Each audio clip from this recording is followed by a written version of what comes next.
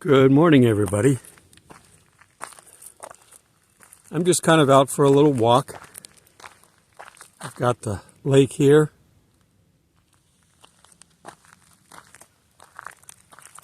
Kitty and the car are over there. I'm not going to bring them out.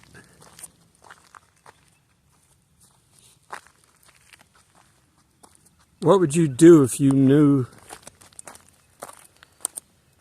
that if you didn't celebrate Christmas this year, this would be your last time to celebrate it? What if we knew that we were leaving? Well, in essence, we do. We don't know the day, but we do know the next calendar event on the timeline is the rapture. We keep waiting, and we keep going over the verse that says, God is not slack, but He's concerned that not one should perish. Which means that we have to be ready. We have to be prepared in our life.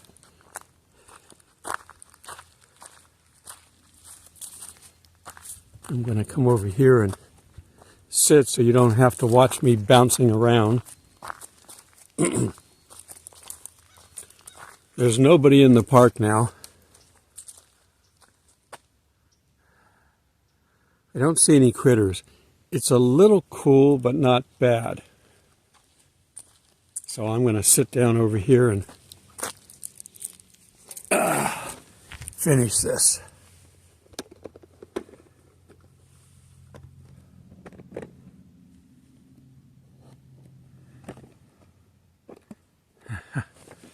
These collapsible feet have to get to the point where they're going to grab something.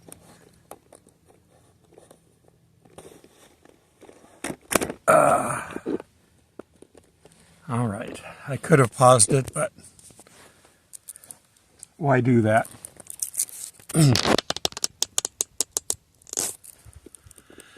Okay, if you knew that you had a timeline, if you knew you were going to die, physically or spiritually, doesn't matter, whatever you want to come up with, if you knew a date, would you go sulk, S-U, sulk, or would you party? I think I'd party. Now, I'm not talking about throwing a big lavish party where you're drinking and all that kind of stuff, but I would certainly have lots of food and friends, and we would just play party games, whatever you want to do. Keep it wholesome, but we would party. Maybe have some music going, maybe some dancing, but it would be a party. And I'd do that because I knew that that would be my last chance to do that. Well, get to partying because we don't know. Our rapture predictors keep sliding their scale. Now we're looking at the Hanukkah timeline. Could it be that there's going to be a rapture on Hanukkah? Now, I keep saying I don't know why everybody keeps tying it to Jewish holidays and festivals, because it's the Gentile rapture. It's not the Jewish rapture. It's the finality, the finishing part of the age of the Gentiles.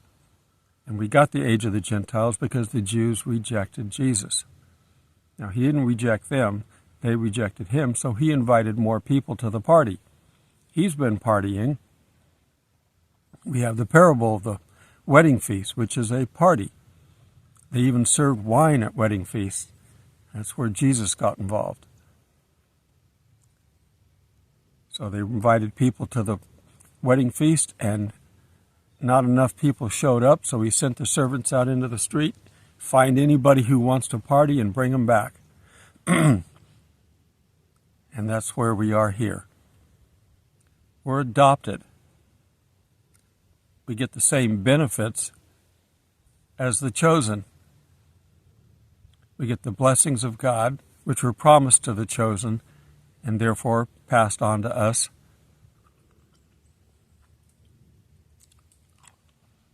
The Jews know all this. That's why they're so successful, because they have a confidence in their heritage. They may claim to not believe in God only because they don't want to be responsible for getting rid of Jesus. A lot of them, I'm going to go ahead and zip this up. Again, sitting doing nothing, you get cold. They all know the story. You're taught the story from when you're little. I didn't bring my drink this time, and I'm not going to get hiccups, and I'm not going to start coughing. So I brought my cinnamon mint. Not only is it tasty, but it will keep my throat coated. So, are you excited? I'm excited. I'm not excited for the world, no. But God is going to give them one more chance, and we're going to get a whole bunch of conversions during the tribulation. Because things are going to be bad, and people are going to turn to God because that's the only place they can go. Where are you going to go when there's earthquakes and famines and all this kind of stuff going on? You're not going to turn to your neighbor and say, please stop this. Help me. You might say that if you run out of food because you didn't prep properly, but natural disasters, they're going to be attributed to God. Now, He may not be causing them, but He could certainly provide protection from them. And that's where the world's going to turn to Him. So that's why we have to let the world know where to look. When things start happening bad, and I keep thinking I'm afraid of what's going to happen between now and January.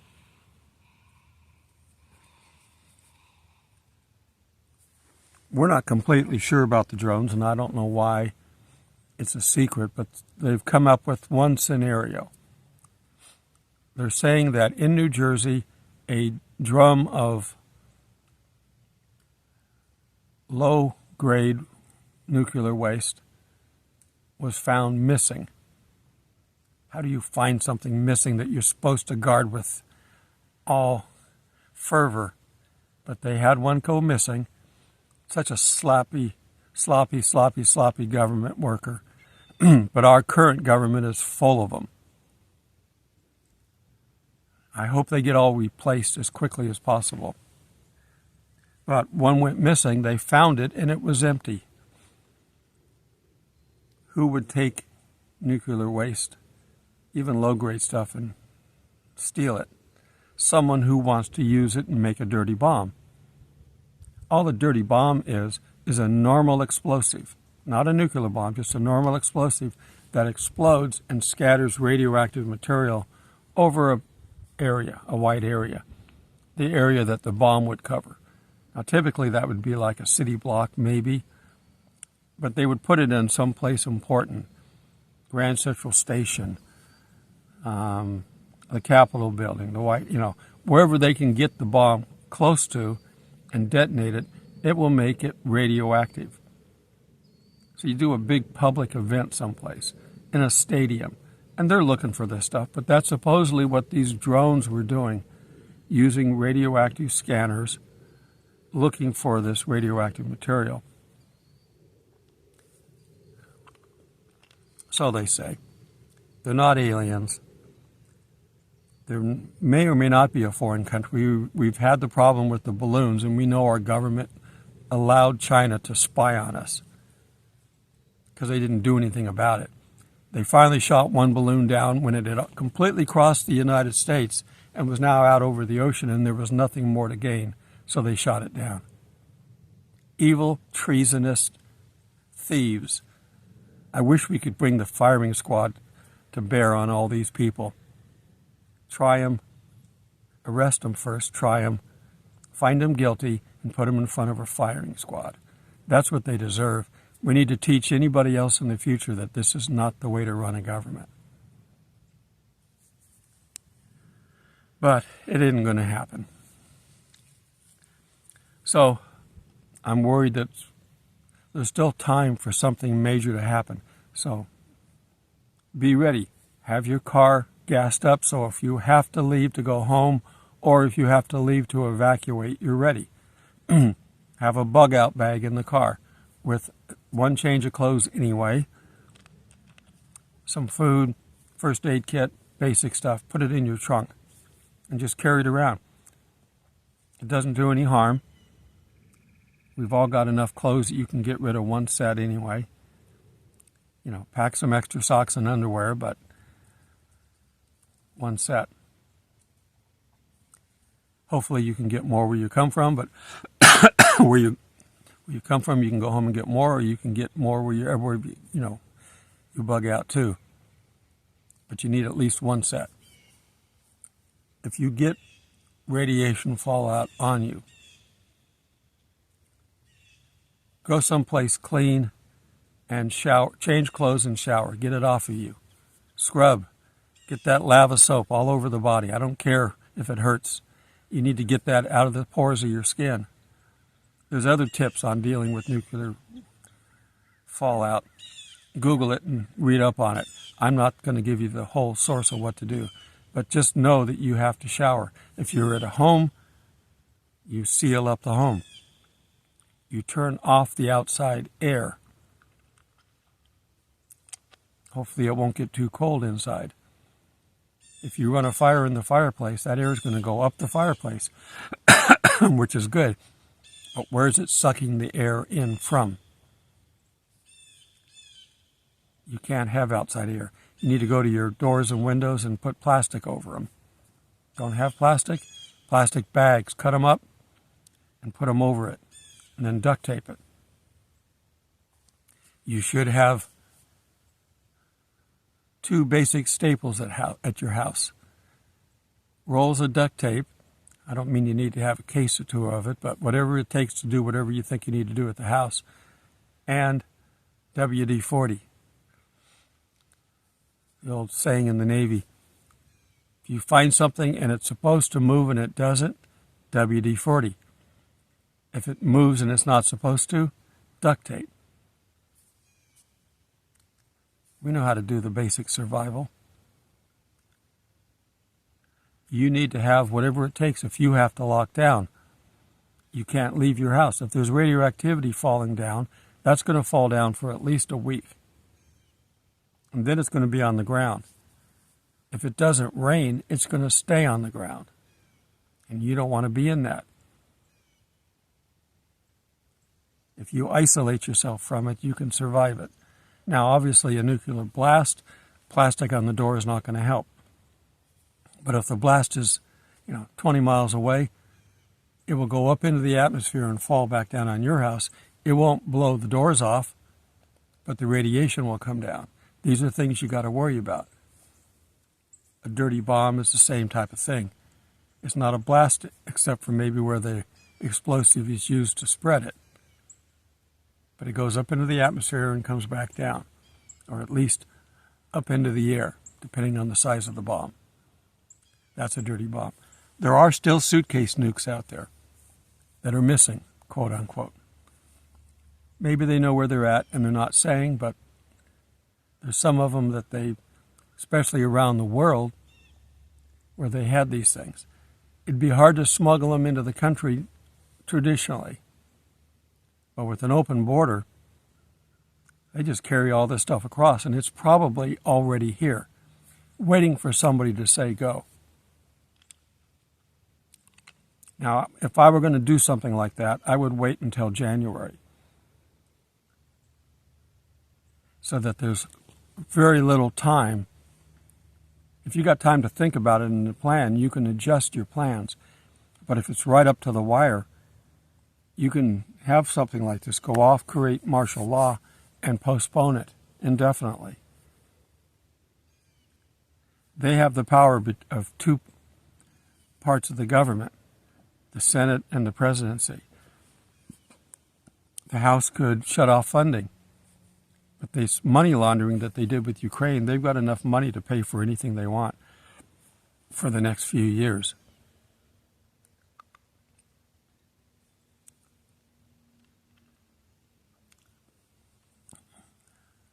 I'm concerned for people that are not paying attention. The wake-up calls that are going to be in the tribulation are not for us. What's going to be the leading part that takes us into the tribulation? Well, the Antichrist is going to do that. He's going to bring peace. There's apparently peace in the Middle East. Apparently. So that means that he's got no hurry. Something's going to change that. Turkey's starting to flex its muscles. All these countries have to realize if you push Israel into the corner, they do have nukes, and will, when backed into a corner facing annihilation, will use them. So they haven't pushed them that far. Our president-elect said that he would back Israel in attacking Iran. Well, that's a war. They may get help from Russia. They already have. But Russia basically doesn't have the economy to afford two fronts. They're fighting in Ukraine. If they solve that and get it over with, then they're free to fight another war someplace else. But they can't fight two fronts. They don't have enough money. They're going to go broke. Iran is hurting right now because it's had some of its income cut.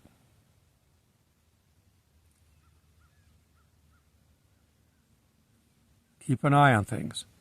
Continue to be prepared, because we don't know how far we're going to go into this early part. We might go all the way up to the point of, like I said before, bombs dropping. And we pass them going up. I use that picture all the time. We're being caught up for a reason.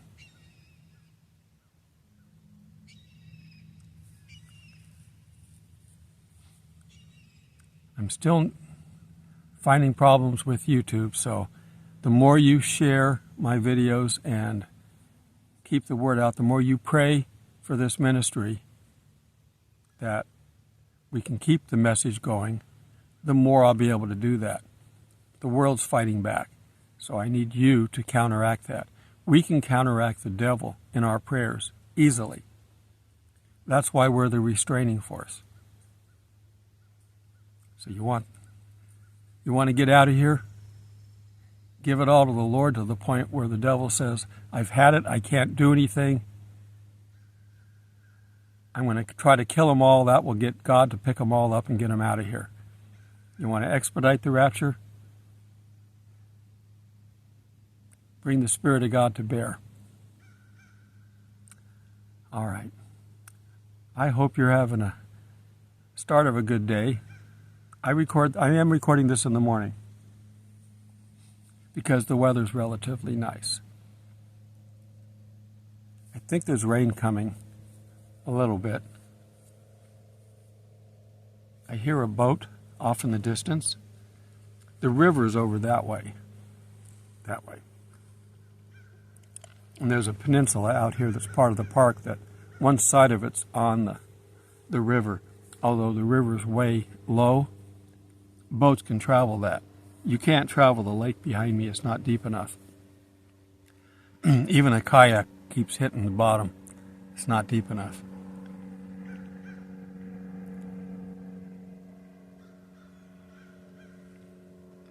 Now I have a plane. Get a lot of small planes around here. I don't know where the nearest airport is. I know there's one up in Carrollton, and there's probably one in Noonan, but I don't know. Yeah, that's a small prop plane of some sort. I haven't heard any hunters, so I think they've scared all the deer. into the park, and they're not supposed to hunt in the park. I haven't seen any deer this morning. Normally I see deer every morning, and so I'm not seeing them today.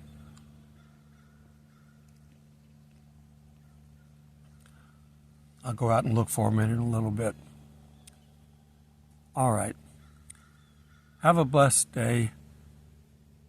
What's today? Today's Tuesday. What's the 17th? About a week to Christmas. I'm looking to ordering a Christmas meal already made. May do that so I don't have to cook. I'll spend Christmas with my son. And I'm going to have to go. I'm trying to go once a week lately, but I may have to bump that up.